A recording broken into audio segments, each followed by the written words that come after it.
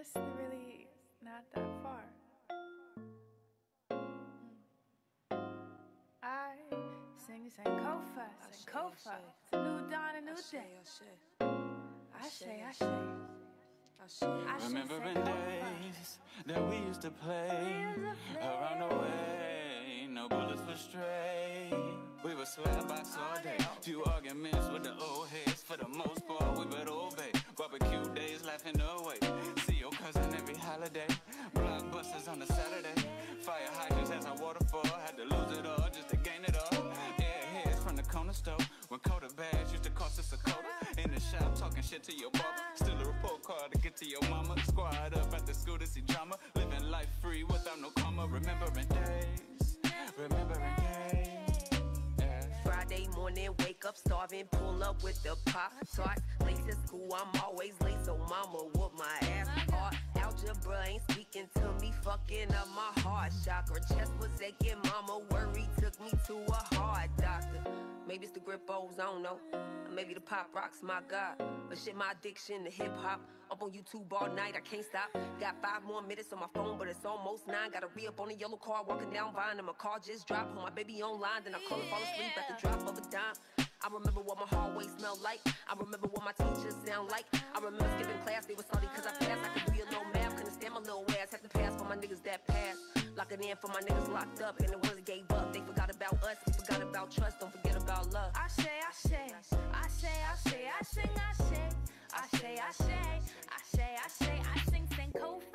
Kofa. It's a new dawn, a new day. Yeah. I said, sitting on the stoop, I feel brand new. I'm feeling you, I feel the heat in the kitchen. My skin is glistening, listening to the cloud. I'm on it when that storm comes, and I hear that thunder. It sounds like my favorite song, and I can see clearly now my lessons learned, and I can see all possible ways to grow and change.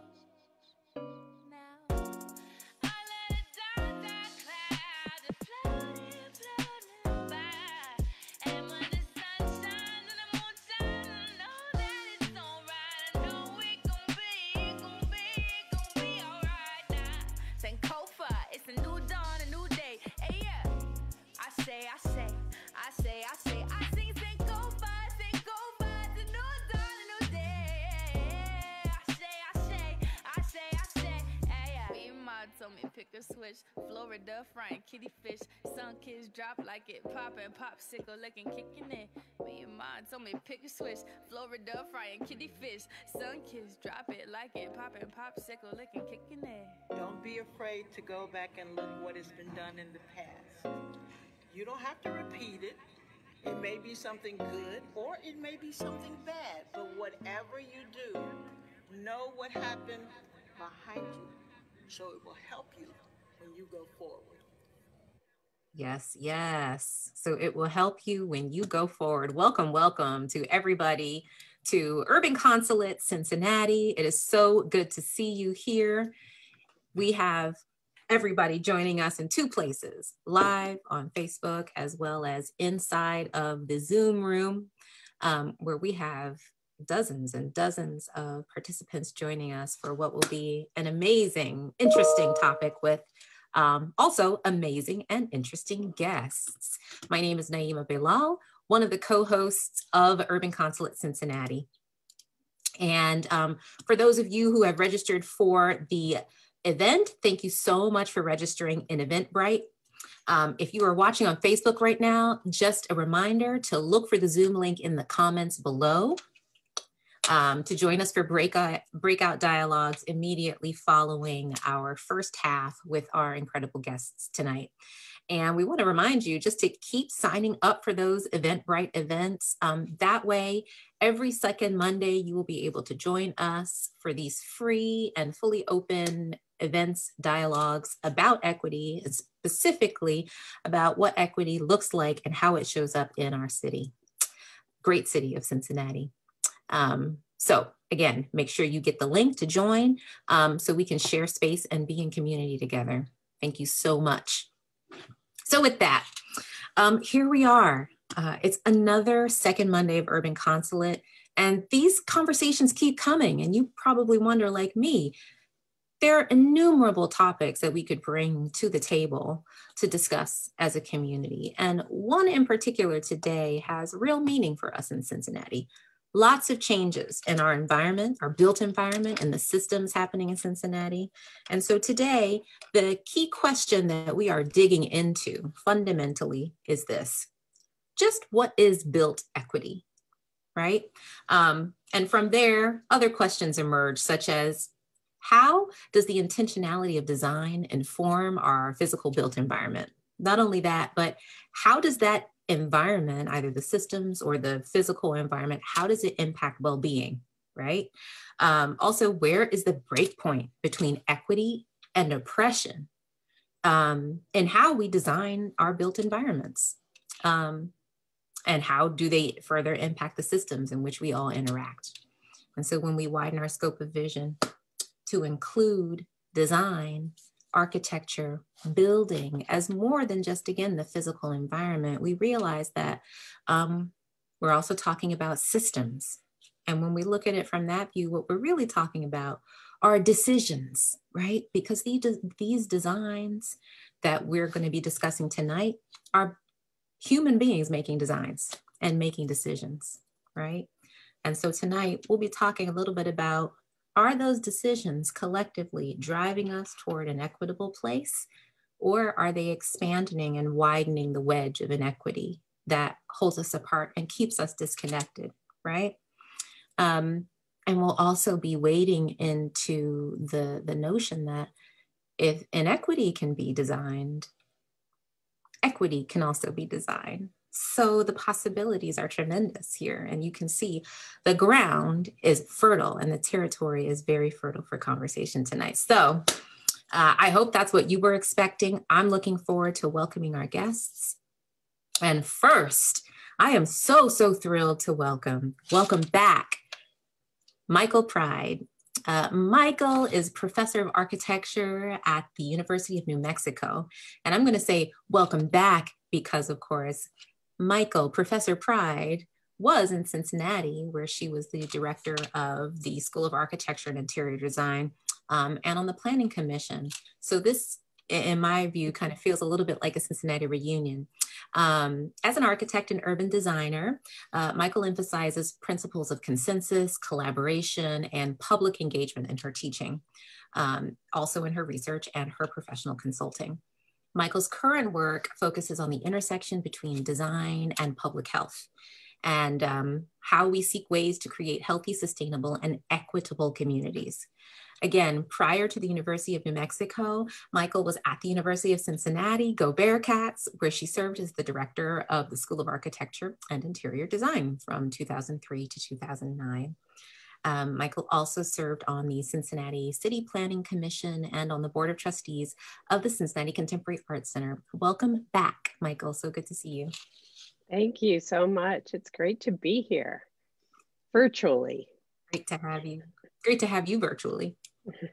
Also joining us as one of our incredible panelists tonight is Mr. Jonathan Sears. Jonathan is an artist, he's an educator, and the executive director of PAR Projects, whose mission is to empower diverse communities of people who believe in the arts through exhibitions, workshops, career development, and skills training.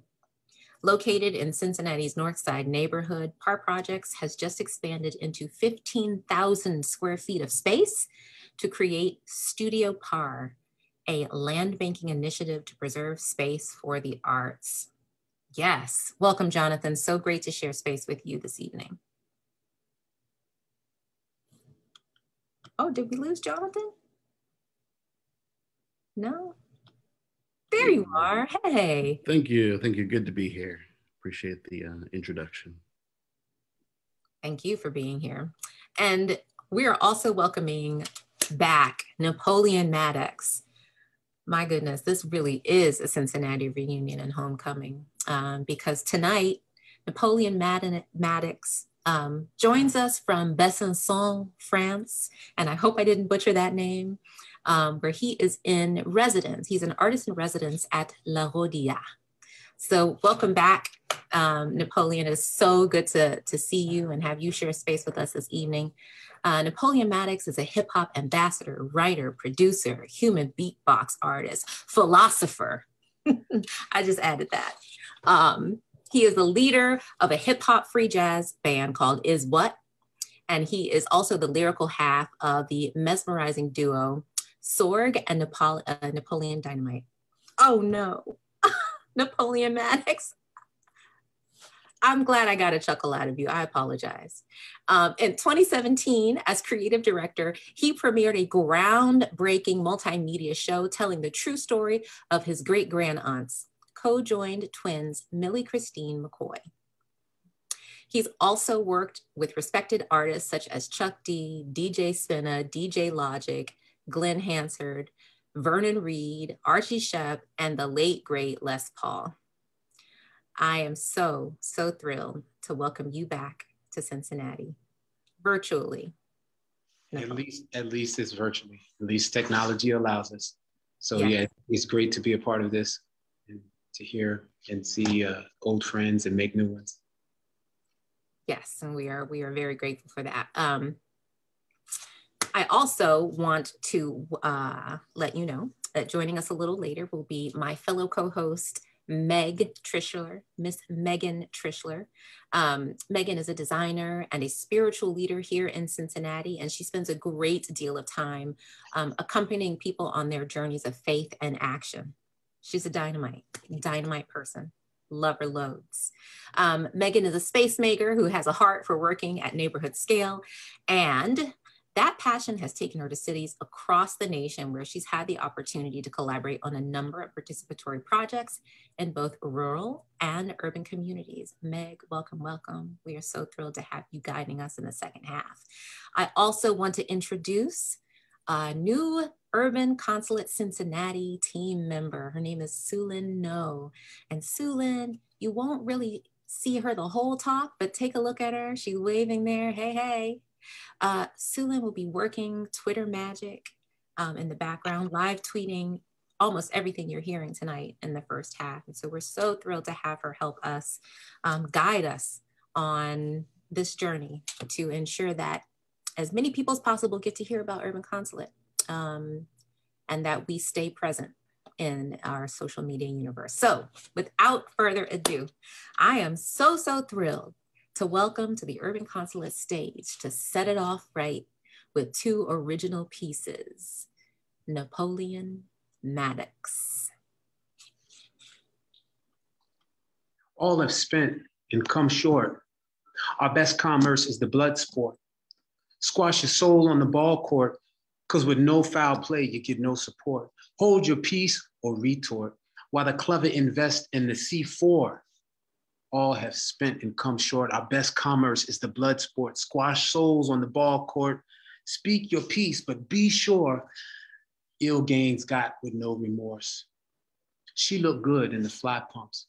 Her ex did great in the high jump. The stock hit low after it went up.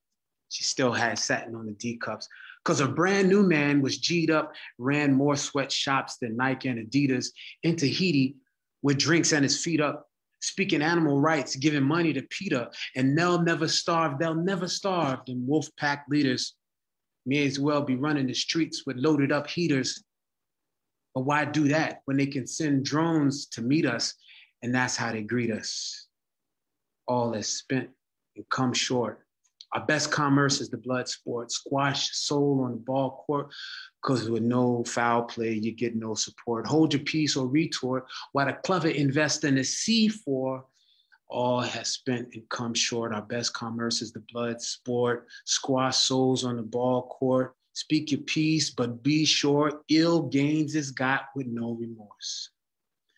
The apathy just spreads and spreads. When will we see true love instead? The apathy just spreads and spreads. When will we see true love instead? Top speed running to the marche to cop every drop that the stars say. I guess one day you may parlay them goods for a chance not to decay. We miserable, might as well look good. That's how planet Earth is a crook's hood. And the beast is trying to figure out when can they kick us out? Because we so smart, but we up to no good. Them big black birds is circling Cain, kill another Abel so they can clean the bones again. All have spent and come short. The best commerce is the blood sport. It's apathy just spreads and spreads. When will we see true love instead? The apathy just spreads and spreads. When will we see true love instead? Countdown to the fish is gone. Grass dried up where the cattle roam. Reach the beach with no sand dunes and can't withstand the sun at high noon. And you want me to buy your new car, and let you tell me who the crooks are while you give not a by far, because you about to relocate to Mars. I'm about to head to the streets where the people marching close to the edge and you pushing, heartless. We find a way to live somehow regardless, yet for that you bring us up on charges. I got a spark that starts the flame with the heat so unique it deserves a name, to recall all from which it came, to heal the lame and resurrect the slain. You want power, we want food. We sing louder, you say we rude. You start screaming, you say we demons, but you the one with the evil scheming. We won't be leaping on your bandwagon or using the terms that you label and tagging, because you don't know that we know that you don't know how deep we are and how far we'll go.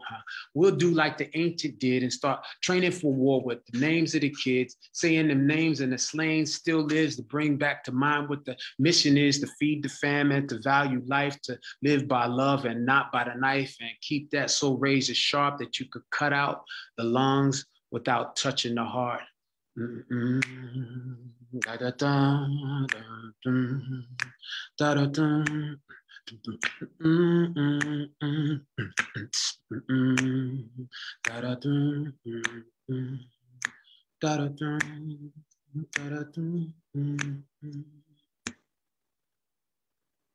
you. Thank you, Napoleon, for sharing those powerful words with us and musical styling all the while. Apathy just spreads and spreads. When will we see true love instead? What a beautiful juxtaposition to get us started. Thank you. So let's welcome all of our guests. So joining us with Napoleon for this segment will be Michael Pride and Jonathan Sears. So I want to kick it off to you, Michael, Napoleon, and Jonathan. What's stirring in you as you come into this space this evening? Like, it's beyond the perfunctory, how are you? Like, how are you? Michael? Oh, what's stirring in me today is Moderna, but other than so I'm thankful for that. I'm thankful for a lot of the privileges I have, including being here with you all today. Thank you. Thank you. And we are grateful that you have Moderna stirring in you, but if you ever need a break, you just let us know, okay? What about you, Jonathan? Let's hear from you.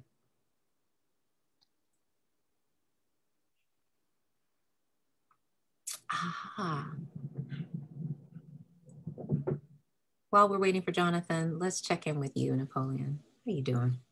I'm doing well.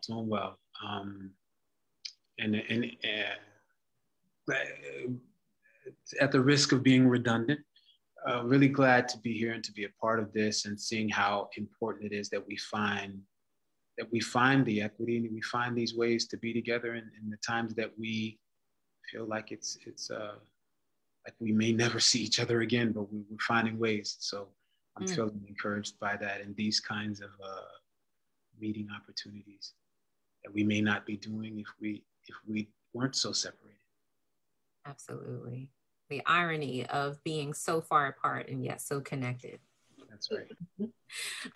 I think we are still waiting on our friend Jonathan to reappear, but JP, I know, who is our masterful guru behind the scenes, will help us figure that out.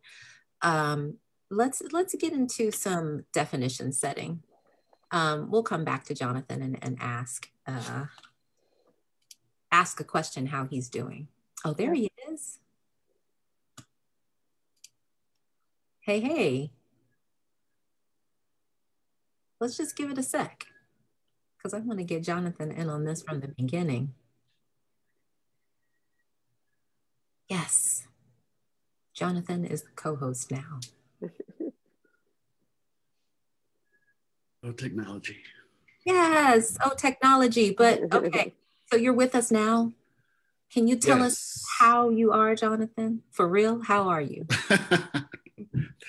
Good, good. You know, always something to adapt to. Kind of the story of Par. So. Story of Par. Adaptation. All right. Well, let's adapt some definitions. So we have. I mean, it's a big topic. What is built equity?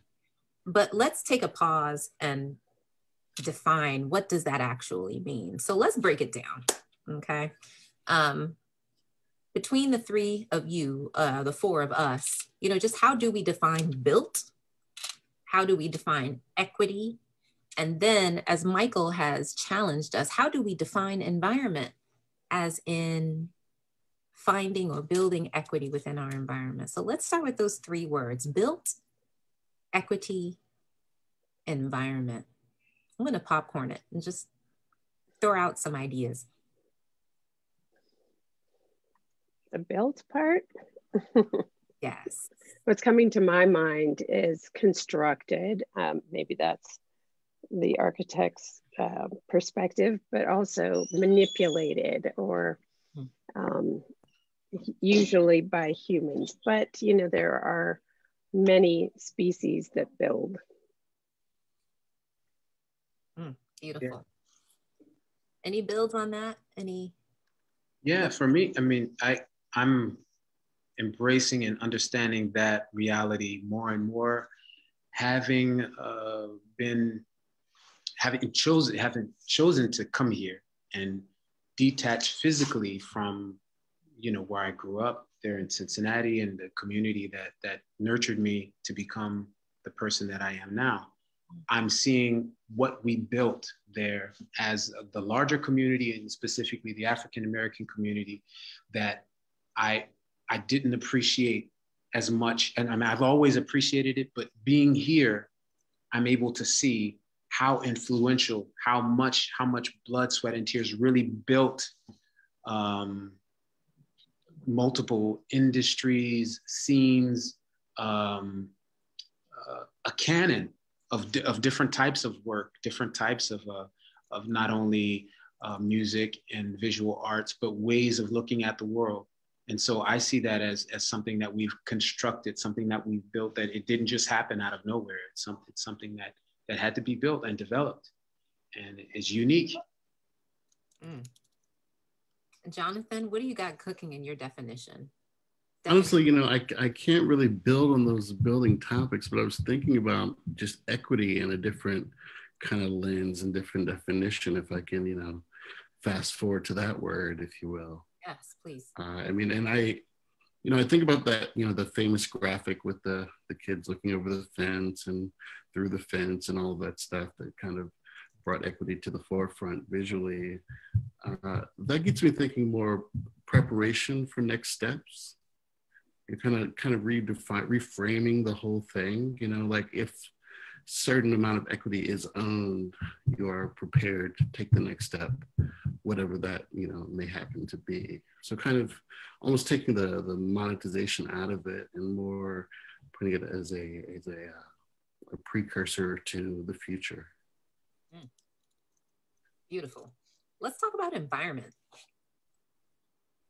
What does that mean in context of this discussion about built equity, right? So we've got built, constructed, a canon of works, manipulated, right? And then we've got equity, like giving everybody what they need, right? What does environment even mean in that context? Or the many meanings of environment? Well, I think I borrow a lot from my colleagues in public health, but it's the context in which we live, really. kind of everything outside of us. What else? It's the context in which we live. Well, I think about, if I might get the name wrong, and I hope the educators and early childhood specialists will forgive me, but I'm going to say Bronfenbrenner. Maybe I'm not sure if I'm saying the name right, but he talked about the circles of influence, and with the individual in the middle, and then the micro and the macro going all the way out to, so the first circle would be the people that are closest to you, and then the people that provide service for you and your family, and then the community that exists within, and then the country and the state, all of that. So a lot of times we look at individuals as just one person, but that person is a result of their environment, and it's really like it's an organism that moves around with that person. And so, it always, when I read about the way that he was describing that, it made me wonder, how are people trying to talk about the needs of a child in an isolated context without talking about the things that the whole family needs to be supported. The whole family needs an environment to thrive. Talking about people struggling to have proper health care and proper employment and livable wages. And then some of the same people may be going to fundraisers at different nonprofit organizations, et cetera, and putting on nice clothes to feel nice about what they say, but to support, they're talking about ending childhood poverty, but then somebody that works for them is not earning a livable wage, then we run into the destruction of equity. And so these are some of the things that I think about when I think about environment, and how it's a tough conversation that is had too seldom.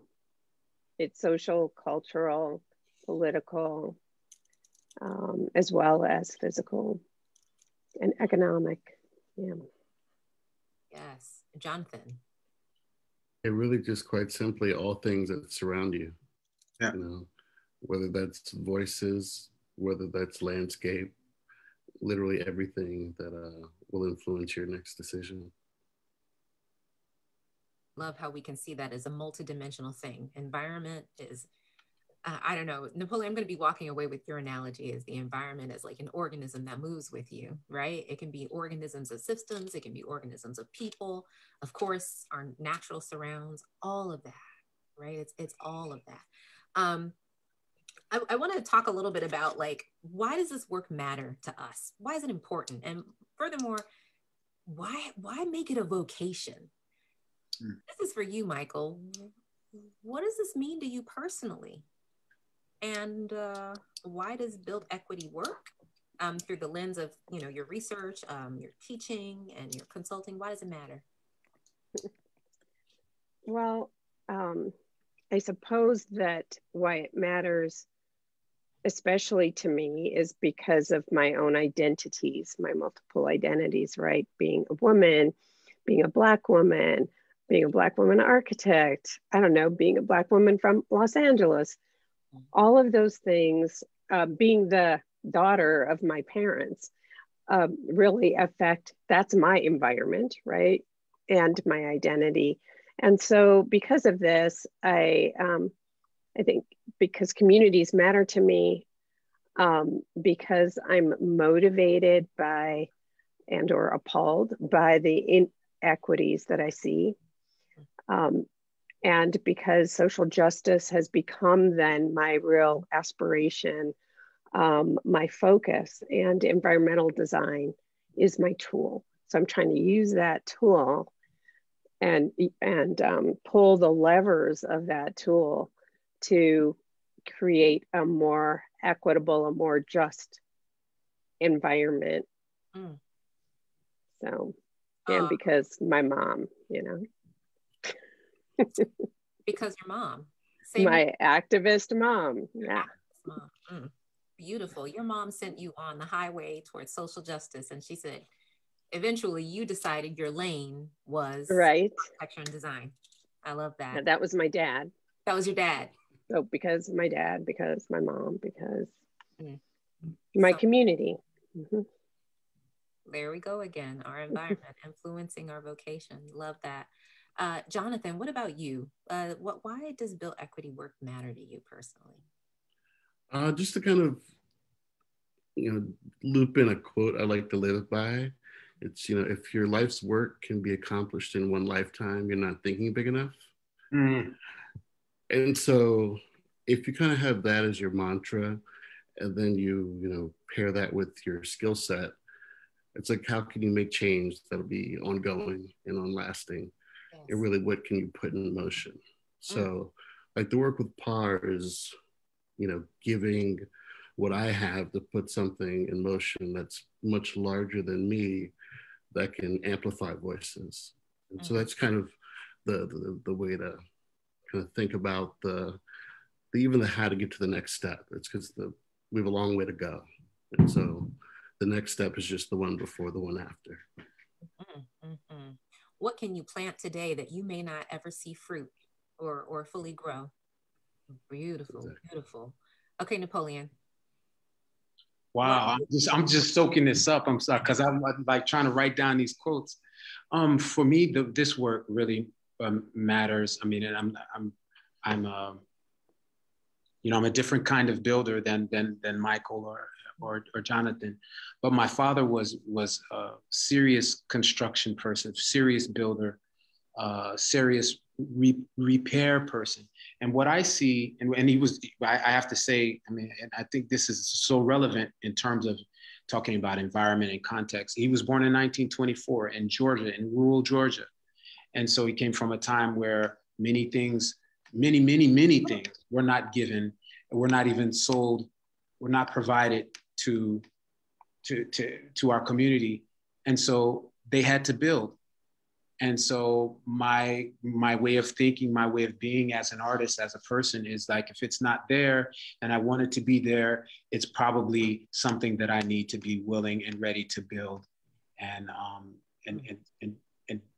have my vision be solid enough, and have my heart and soul be faithful enough to make the vision, to manifest what I envision, and to be faithful to that. And so this is real. I'm loving being here for that. Well, you're just going there, because when we were talking about our definitions of built, I was thinking of it's manifesting. Okay. It's taking something from a vision and making it real, making it tangible in some way. And you absolutely do that in all of your artistic endeavors. So an architect of art. Okay. So, Jonathan, and your work with PAR Project is really interesting, right? Because it cuts across so many different dimensions, and community engagement, artistic engagement, and now your work in land banking, right? So can you talk a little bit about, how built equity is showing up and that evolution with PAR Project? The way to kind of think about PAR is, a few artists started playing in the community. And the original goal was, well, what can we do? How can we have fun, engage people? Maybe public sculpture comes into play. Maybe the corn maze that we grew comes into play. And just really just start stacking these ideas and kind of weaving its own journey, and staying busy and staying active and connecting with people, all with the goal of landing, an art center that's inclusive and, has a lot of outreach. Again, fast forwarding through to today, the land banking thing, it kind of, just that term came out of so many community discussions about the way to fix affordable housing, or one way, is for communities to figure out how to land bank. This is more thinking about the development end, like who has $20 million to buy up a whole lot of land and put great intent into how things are structured and who is building what. On the PAR end of things, we just happened into an extra 15,000 square feet of space. And one thing we could have done was, hey, we can put a printer here. We could have invented ways for us to use the space very easily. But instead, it's like, well,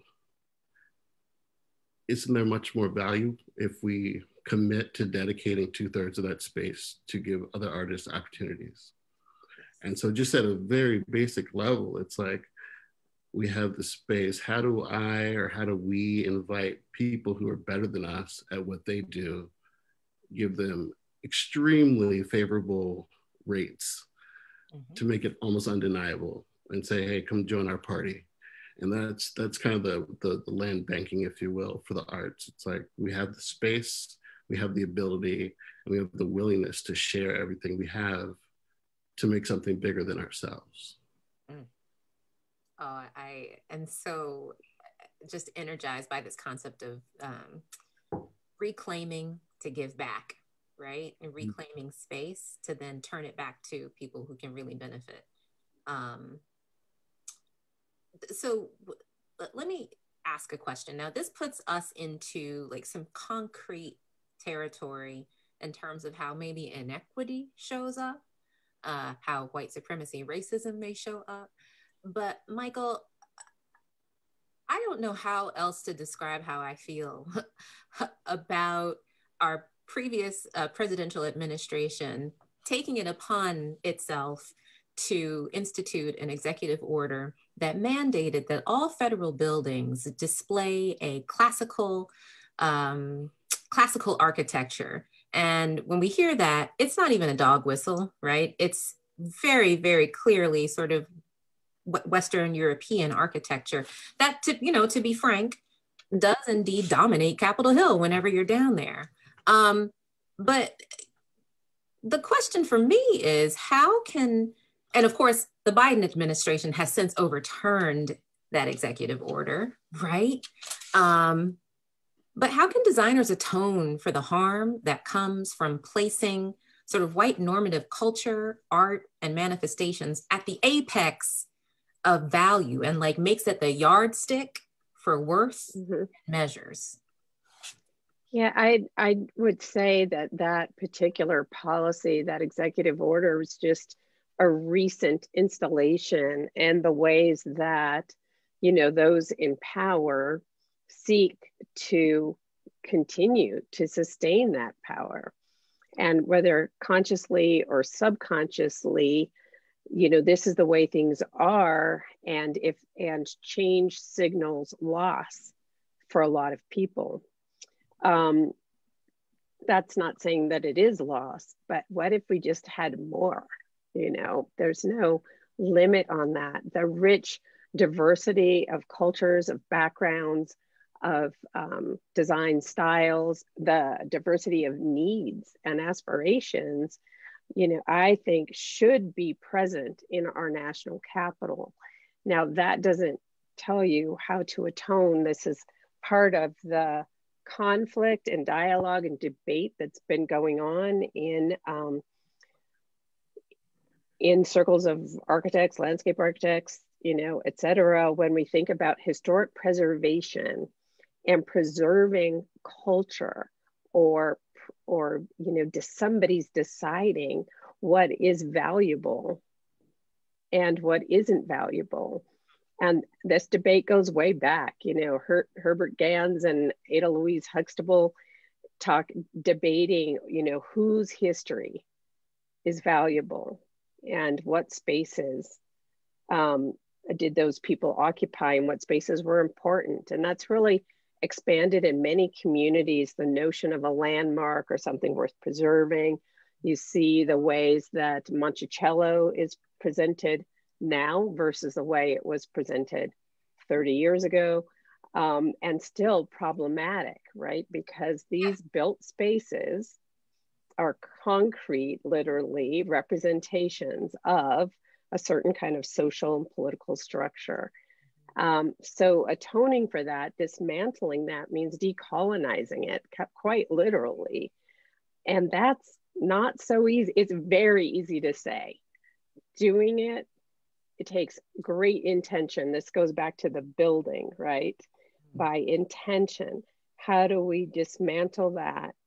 how do we honor, you know, many aspects of our history and many cultures that contributed to it is really a big question. So I don't know that I have an answer. I know that later we're going to talk a little bit about what we can do at the institutional level, you know, in higher ed, to start to make little cracks in that very hard case.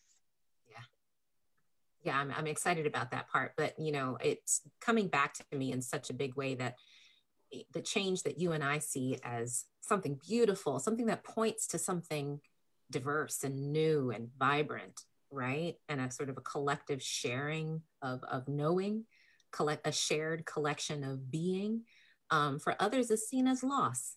And that's a stark reality that, you know, as thinking people, we have to reckon with that. It is indeed loss for other people. So Napoleon, so when we, you know, again, we've widened our scope to include sort of systems and the built environment as part of our discussion. So if the physical manifestation, let me rephrase that. If our built environment, right, can be a physical manifestation of history, and specifically our nation's history. And if much of that nation's history is racist and built on the tragedies of slavery and Jim Crow, you name it, right? How do we untether from that? How do we even begin to untether from all of that inequity and all of that history that is literally built into our built environment? Is there any escaping that?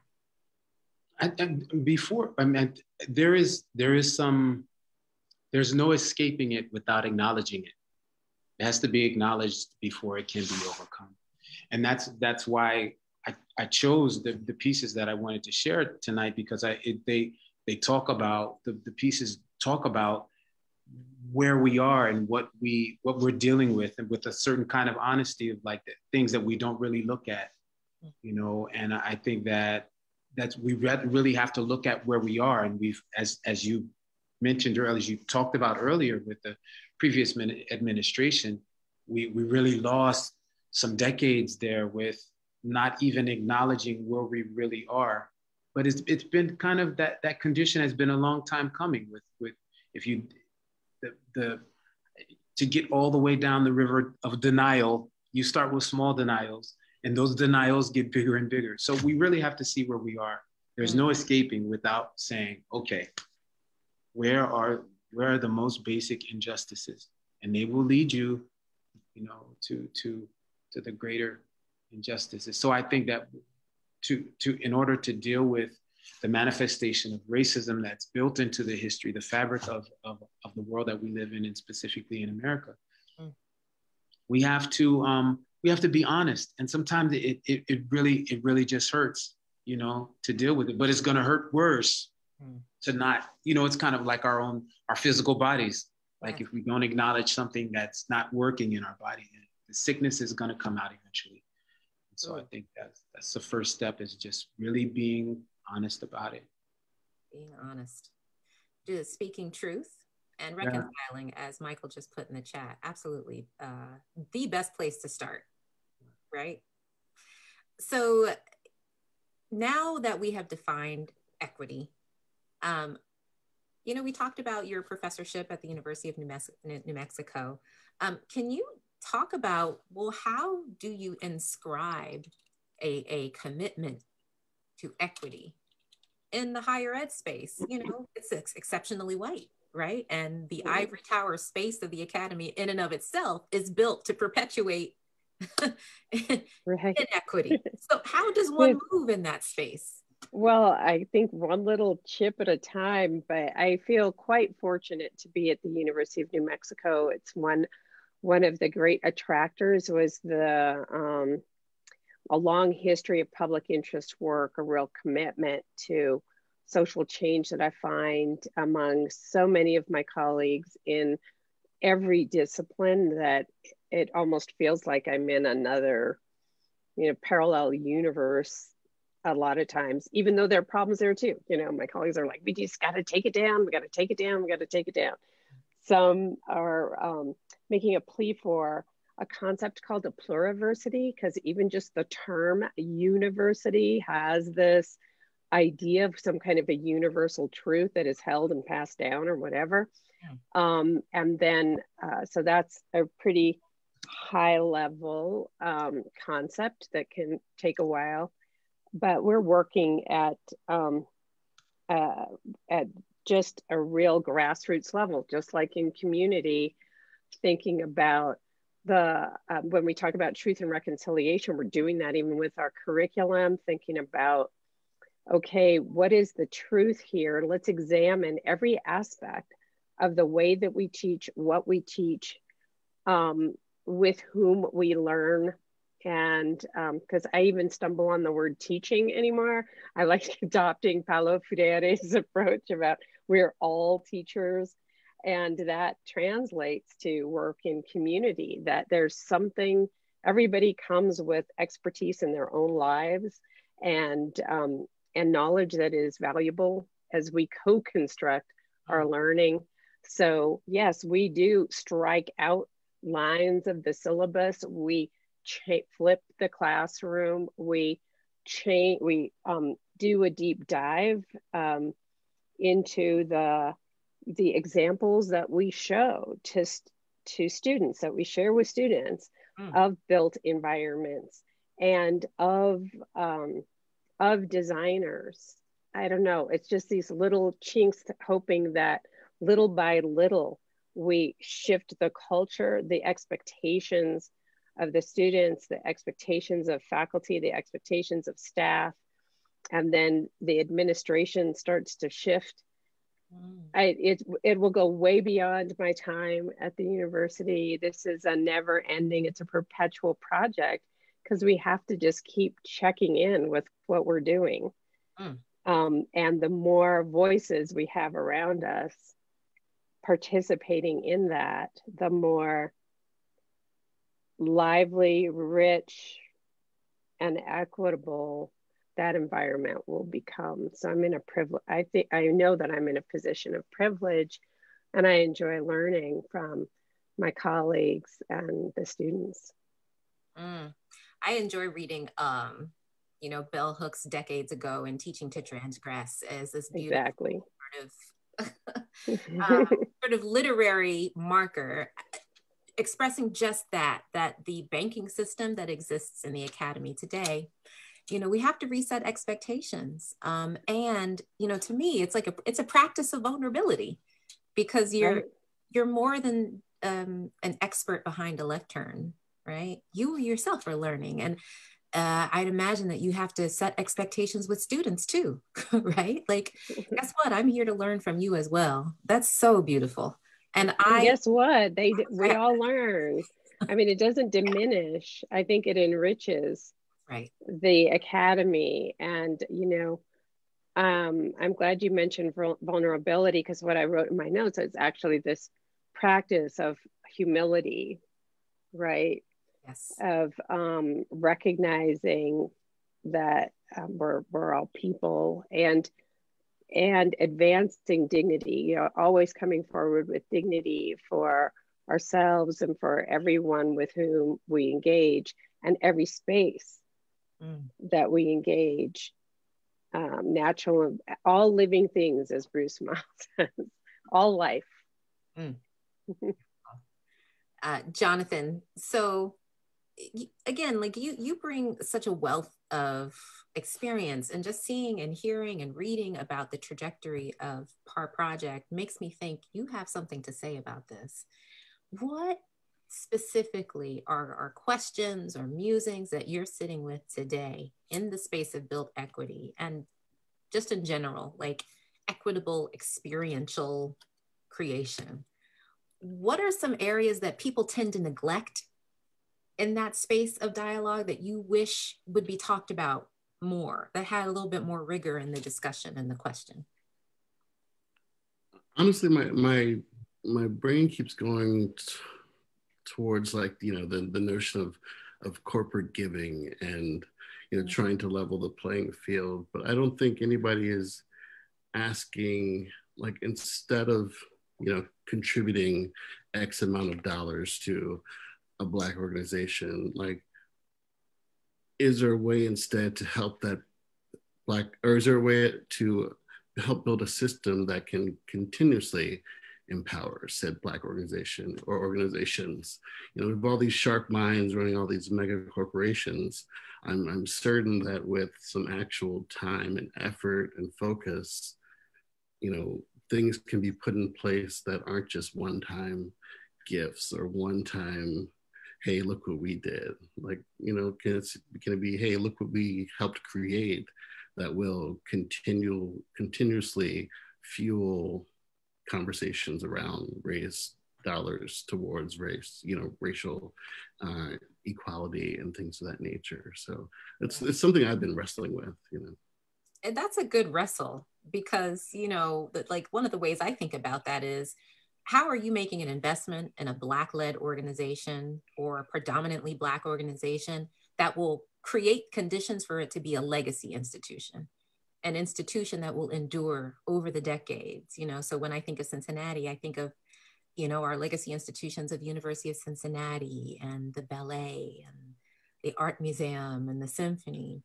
So the question is, like, how can not just corporations through their philanthropic arms, but individuals who want to give back and see impact, how can that impact expand beyond one project, right? Make it legacy, make it par project. Yes.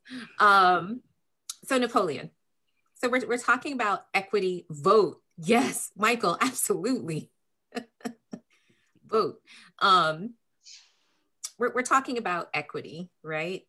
And I don't remember who I was talking with the other day, was talking about, you know, inclusion and how that word can sometimes have a skewed meaning because it still infers a space that you're being allowed into. And that inclusion should rather be seen as building a new table, right?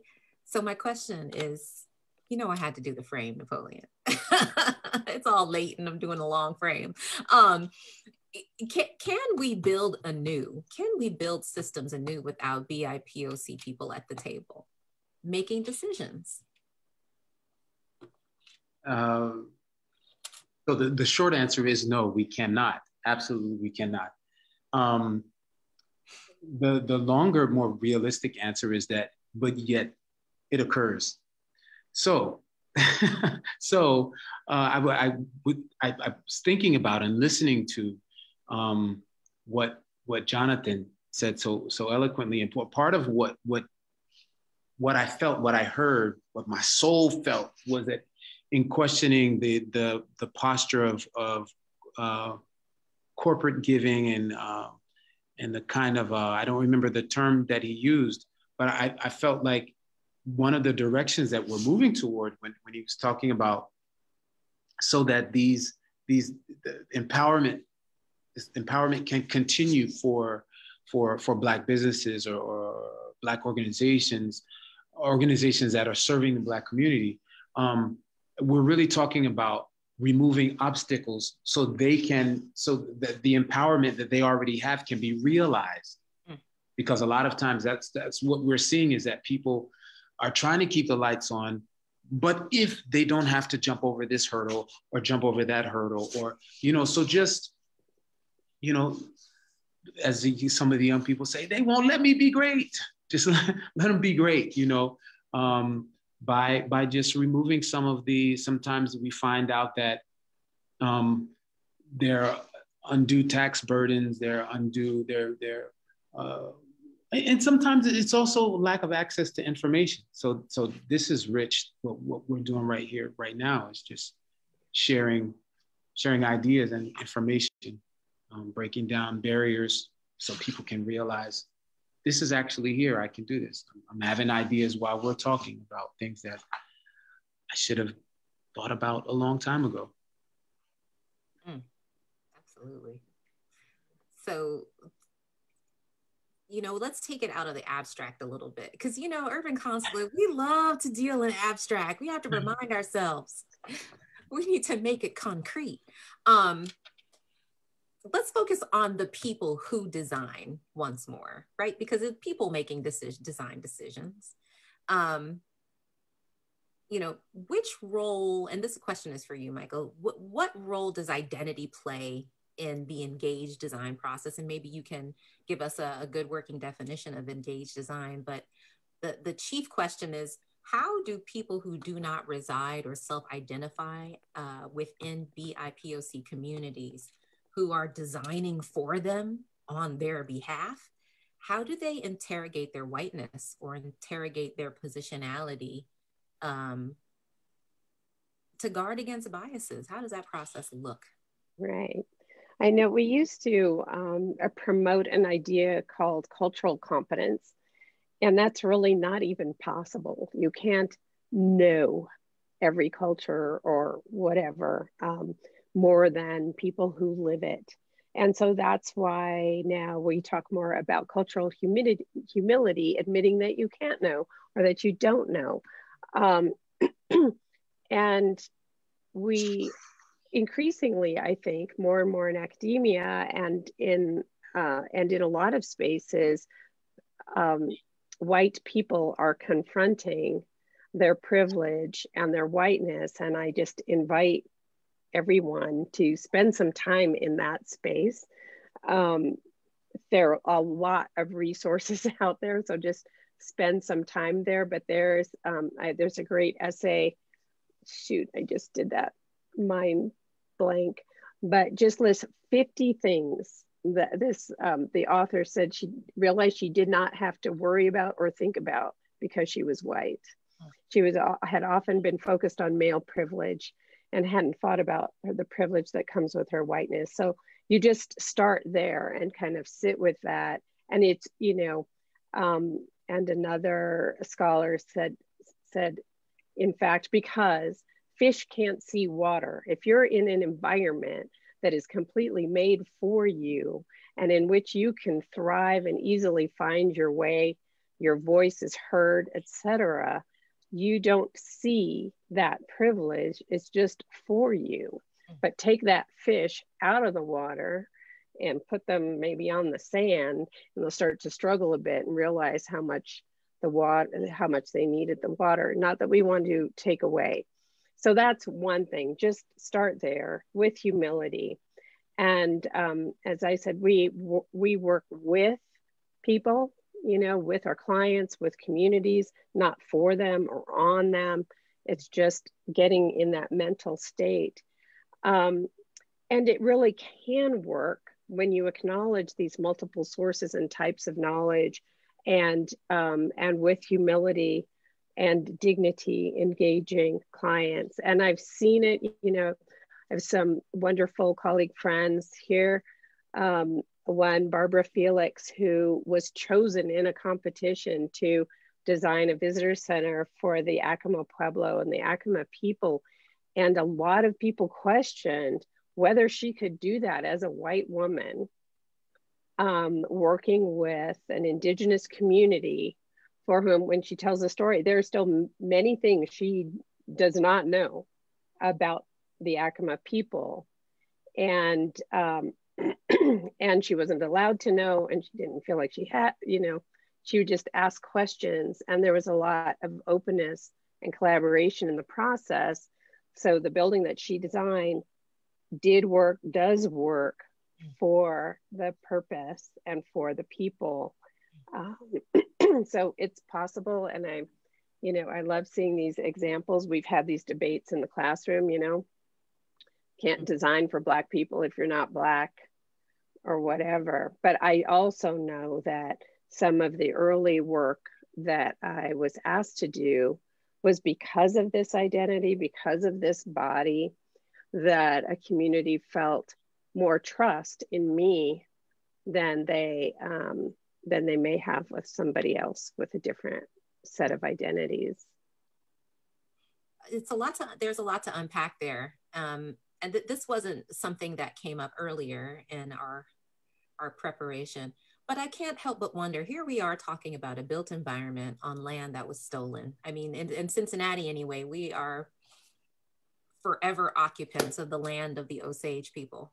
So what does it mean to be talking about built equity in an environment that was literally snatched from people? Like, yeah. is that I know we're definitely most perplexing we conversation are ever? wrestling with that in a big way here. As you can imagine, there are 21 independent nations, sovereign nations within the state boundaries of New Mexico. And most are Pueblo people, 19. So they're land-based communities, land-based cultures. We're starting very modestly for sure and weekly with land acknowledgements, and then talking about land and land stewardship and cultural stewardship. And it's more than a notion. Thank you for giving me that hope, because every now and again, when I acknowledge that I live on the land of the Osage, I was like, what more can I do than just acknowledge this idea that this is stolen? I know. So that's another consulate topic. People, the Osage are not present with you. Right. And I guess the one difference here in New Mexico is that the Pueblo people and the Diné are with us. So, yes. That sounds and like their built culture. That sounds like we need to bring you back for another consulate talk about land stewardship. Okay. That just sent me off into a completely different universe there. So Jonathan, I want to talk about, sort of the onset of all of this, and that's children. Let's talk about young people. If you set aside playgrounds and like playscapes for a second, can you maybe give some examples of how the voices of young people, specifically children, have been woven into design decisions that in your mind reflect a built equity? I think that could be master plans, it could be urban planning, any scale or scope of planning that you've seen. As a proud papa, I'll kind of speak from that lens of the children aspect, because I can't say I've surveyed the nation's kids, but I will say one thing that's great about children is there is no filter, because there's not even a level of understanding of why there should be a filter. So if the thoughts are coming out pure and coming out creatively, I think maybe it's on us to listen for the good ones and realize that if a kid says a building looks like a cloud, maybe it should, or maybe it could look like a cloud. And like, how far can we let our young people push our imaginations, with no rules? They're not thinking about variances and zoning laws and, all the things that restrict actual building processes. They're often thinking about, how can I have a good time, or what can I jump on, or how far can I throw this thing, And so if we just take that innocence and maybe start incorporating that into our planning processes, maybe we'll create something unexpected, Yeah, I love that. Children are unfiltered in the best way, and I'm always learning from my own child.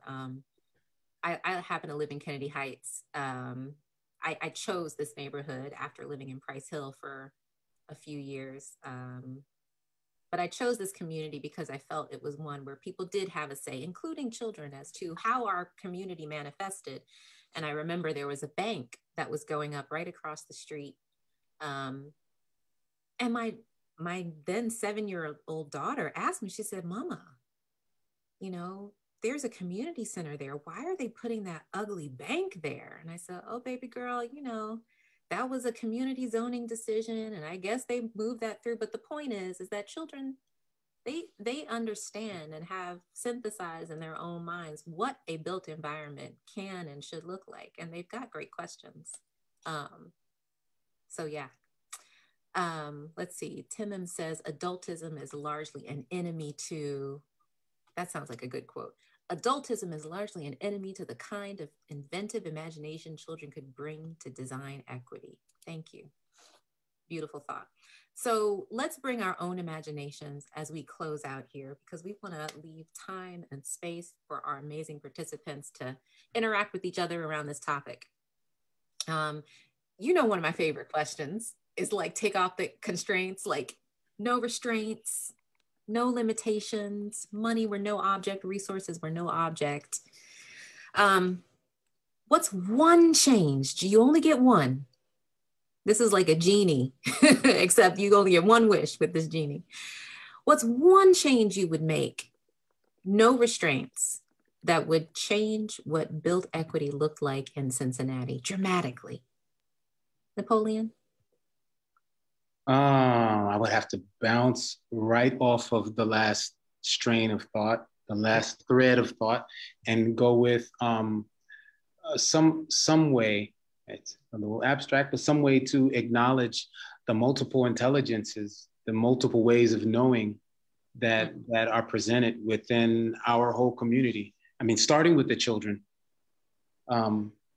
understanding that there's more than one way to know something, more than one way to understand something, and just because it's not acknowledged as a classical intelligence doesn't mean that it's not valuable. Maybe it's likely more valuable.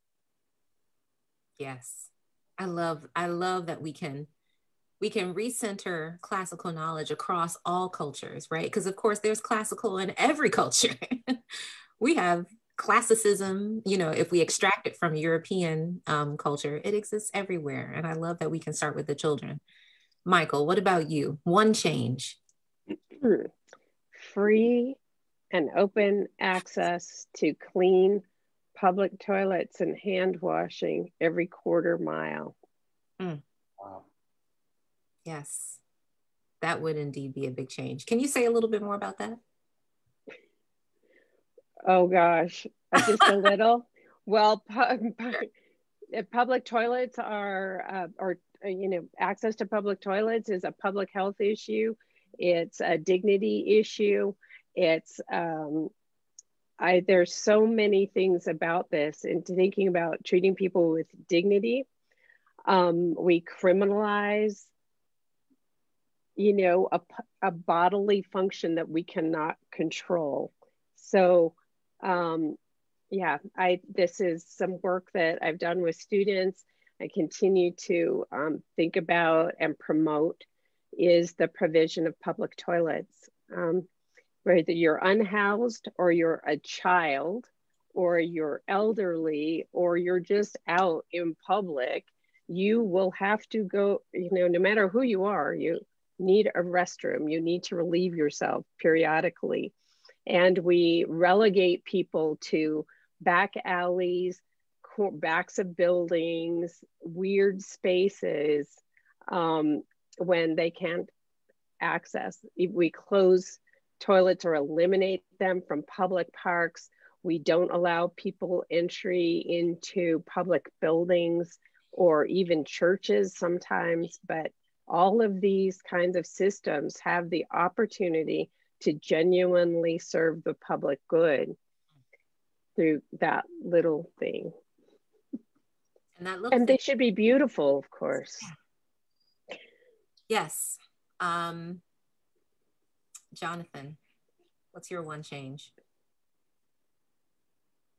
Honestly, that toilet thing just completely shifted my mindset on everything about life. So I need to regroup a little bit.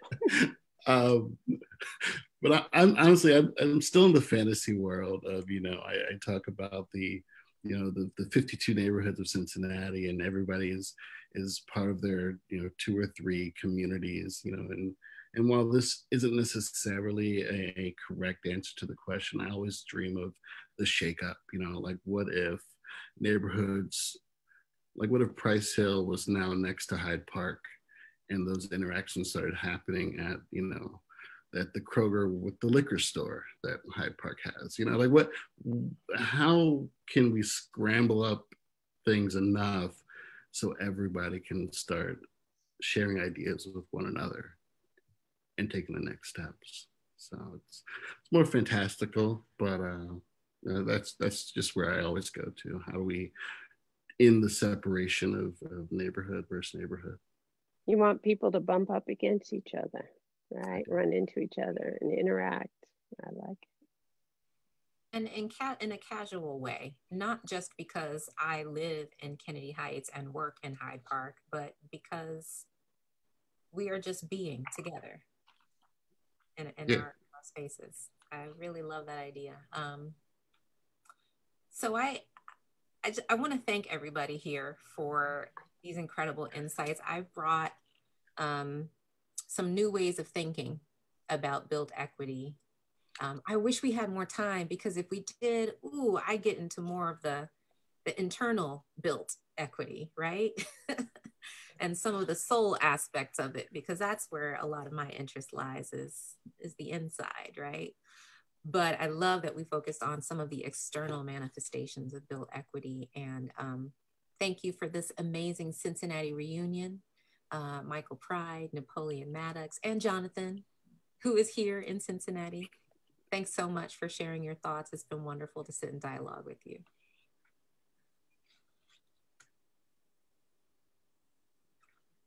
So with that, I'm going to turn it back over to my fellow co-host, Megan Trischler. Thank you, Naima. Good to be here. Thank you so much, Michael and Jonathan and Napoleon, just for such a rich and thoughtful dialogue. I think I just love right out of the gate the way you've expanded our imagination for some definition around environment and what it means to build, to manifest, to make real, to put in motion. So I love that. And I think there's room for each of us to find ourselves and the gifts we bring in those definitions. So much gratitude for that.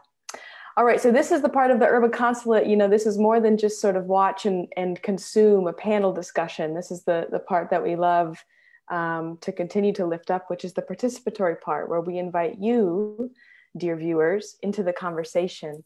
And so for the next 15 or 20 minutes or so, we're going to do a little bit of breakout dialogue, which luckily this format on Zoom enables us to do with relative ease.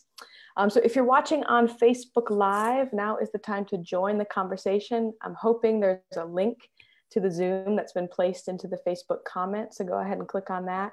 And if you are in Zoom, we'll get a message from Control Booth if this isn't the case, but you should be able to turn on your video if you're comfortable doing that. So go ahead and do that now if you'd like. And JP, I'm ready when you are, if you want to throw our question up onto the screen. Great. All right, so this is the one single question we want to send you into breakout rooms to have a discussion and have a little bit of dialogue around. What is one advance towards built equity that you are longing to see in your neighborhood or city? One advance towards built equity that you're longing to see. So we're gonna hopefully go into a little bit of dream mode, as Naima kind of geared us into with our panelists. What do you want to see? What are you longing to see? And as we do each time we gather here every month, we do want to just sort of name and elevate some agreements, some practices that we are trying to practice together. Michael, I love what you said. I think it was you who said something to the effect of advancing dignity in every space that we engage, and the physical space and the virtual space are no different. We are here to advance dignity wherever we engage. So we invite you to participate in these agreements for a courageous conversation. That is, of course, first to stay engaged, to stay present. 15 or 20 minutes, you can do it. You can stay present and connected to the group. Oops, go back, JP.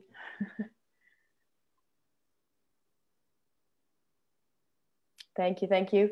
The second is experience discomfort. There's a difference between pain and harm. Sometimes when we're stretching, when we're growing, when we're learning, a little bit of discomfort's an okay thing. So put yourself in that posture if you're able, and experience some of that discomfort. Speak your truth. We try to use I statements as opposed to trying to speak on behalf of entire groups. Speak your truth, tell your story, speak from your experience and your position. And then expect and accept non-closure. We are not fixing all the world's problems tonight. We are up against and always talking about deeply complex things. And it is okay to allow yourself to feel what it feels like to sit in unknowing, sit in not having all the answers, and be in that together. So expect and accept non-closure as we're in this space tonight. Okay, with that, JP is going to put us into breakout rooms. JP, are we ready? We are. Okay, and we're going to have about, it's 8:05, it's 8:15. I think we'll give you about 15 minutes, 15 to 18 minutes or so in the breakout rooms with that question to just dialogue about together. What's one advance towards built equity that you're longing to see in your neighborhood or city?